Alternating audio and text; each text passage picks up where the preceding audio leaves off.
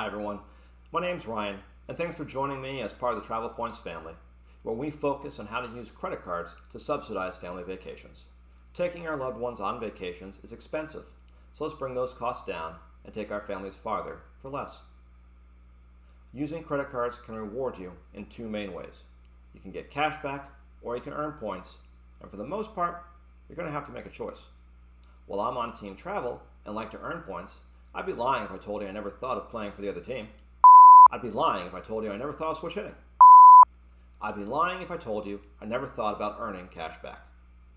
There are benefits to each set of rewards, and you can make either side work for you, but you should have your goal in mind and your strategy in hand. You're going to need to come down on one side or the other. Do you want cash back, or do you want points? Today, we're going to lay out the benefits of each side, consider the drawbacks, and see about helping you decide what's best for you. Some people view this choice as a death match between the two sides. They've got very strong opinions about the best way to earn rewards. God help you if you disagree with them. You're wrong, and your very soul might be at risk. Don't worry though, they will save you by telling you about all the mistakes you are making and how to fix them. Never mind that it's not their money, their time, or their effort. That's a little much. There is a time and place for each method. What works for me today might not be the best for you, and vice versa. Currently, my wife and I are on team travel. Together, we have a full complement of UR earning cards from Chase. I also carry the Bonvoy Brilliant card from American Express and the Costco Anywhere card from Citi. Nicole has a Delta Gold card from Amex and two of the Southwest cards from Chase. All of these cards earn some form of travel points except for the Costco card. The American Express Marriott Bonvoy Brilliant earns Marriott Bonvoy points. It also has a high as fuck annual fee. I've had it for 2.5 years now, actually. Initially, the annual fee was $450. It had an annual $300 Marriott credit, an annual free night award, and a few other benefits. Now the annual fee is $650, and it's changed its structure a little bit. Because of the timing of those changes, I got insane value out of that card that year. But that's for another video. Nicole signed up for the Delta card last year when we were taking a family trip to Alaska. And by family, I mean 58 of us. Since Alaska is a pretty long drive from Florida, we flew on Delta. The Delta Gold card provides one free check bag, not just for the card holder, but for everyone on the reservation, up to 8 people. Signing up for this card got us 14 free check bags.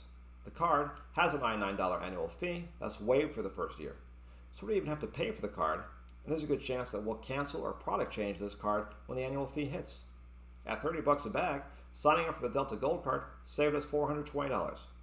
We also earned a welcome bonus and a referral award to help us turn paying for our Alaska trip into another trip to New York City that cost us a whopping $22.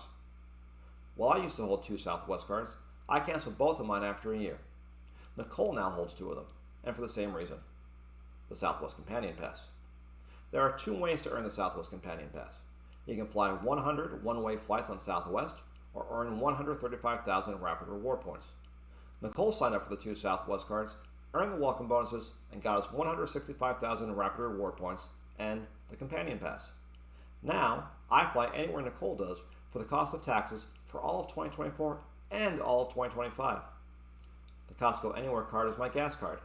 Beyond maintaining my Costco membership, this card has no annual fee. We live 5 minutes from Costco and shop there every week. So we've had a Costco membership for nearly 2 decades, and we're not getting rid of it. But we don't use this card to pay for our Costco purchases because it only gets 2% cash back on store purchases. This is our gas card. Costco already has the cheapest gas in the area, sometimes as much as 20 cents less per gallon. I don't have to drive out of my way to go there, and the card gives me 4% cash back on all gas purchases. We actually get 4% on all gas purchases whether they're at Costco or somewhere else. But I can't beat the combined savings of 4% back on top of Costco's already cheaper prices. While we lean heavily into the travel side of things, technically the Costco Anywhere card means that we run a hybrid setup. So why are we on team travel? Potential. When dealing with points, UR, Marriott, membership rewards, Southwest Rapid rewards, they don't all hold the same value. There's a lot of variability amongst points. One ultimate reward point is not worth the same as one Marriott point or one Rapid rewards point, and the value you get with any redemption can differ. That is why you'll hear people say your mileage may vary. For example, This weekend I can book a night at the Ritz-Carlton Bal Harbor for either $1,724 or 134,000 Bonvoy points. When we calculate the points value, the CPP, we divide the total cash cost by the total points needed and then multiply by 100. That makes the points for this redemption worth 1.28 cents per point. For the same night, I could also book at the Courtyard Miami Airport for $127 or 16,000 points. Doing the math again gives us a value of 0.79 CPP. Staying at the Ritz provides 60% more value than staying at the Courtyard. When using points to book travel, there's always the potential to get outsized value compared to cash back. While the Ritz redemption is a good value for Marriott points, which are frequently valued around 0.8 cents per point, it isn't that great of an overall value. When I book hotels using points, I shoot for 2 cents per point or more. That's easier with some redemptions than others. Hyatt stays are almost always at least 2 cents per point. There are also instances where you can redeem for 5 or more cents per point on international business flights. Points and miles are filled with potential if you can dedicate the time to maximizing your return. And there's the rub. If you want to maximize the value of your points, you must be willing to invest time into it. It's up to you to reach that potential. The stay at the Courtyard Marriott is why many people prefer the cashback option. Cashback is consistent and reliable. You will always get a fixed return. Why would you redeem your points for 0.8 cents per point when cashback can get you 1 cent per point? With the right cashback setup, you can always get that 1 cent per point valuation. When I am booking any form of travel, I'm always trying to get the highest cent per point of value I can, but at least 1 cent per point. That's what I would get as cashback. If I have 75,000 points, I could cash out for $750, and $750 is nothing to sneeze at. In addition to being consistent, another benefit of cashback is the ease of use. You don't have to invest any time into your redemptions. There's not much thought that goes into it. If you have those 75,000 points, go get yourself $750. You have 50,000 points, you can get $500 in cold hard cash. When deciding if you should go travel or cashback, the real question is whether the potential travel value is worth the extra effort to get it. And to answer that question, you need to know your why. Why are you playing the points and miles game? I share why I play the points game in this video here.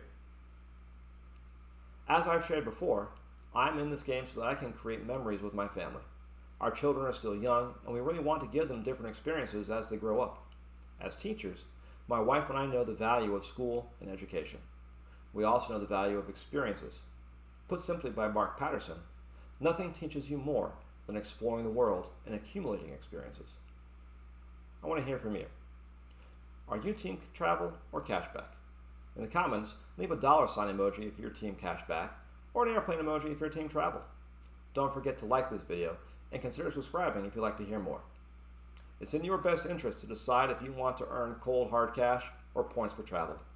But you're not going to make the wrong decision.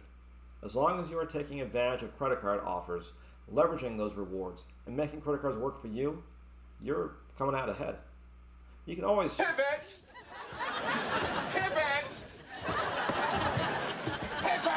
From one to the other. If you want to see how to ensure that credit cards are working for you, check out the video link below. It will help you take your families farther for less. Until next time, safe travels.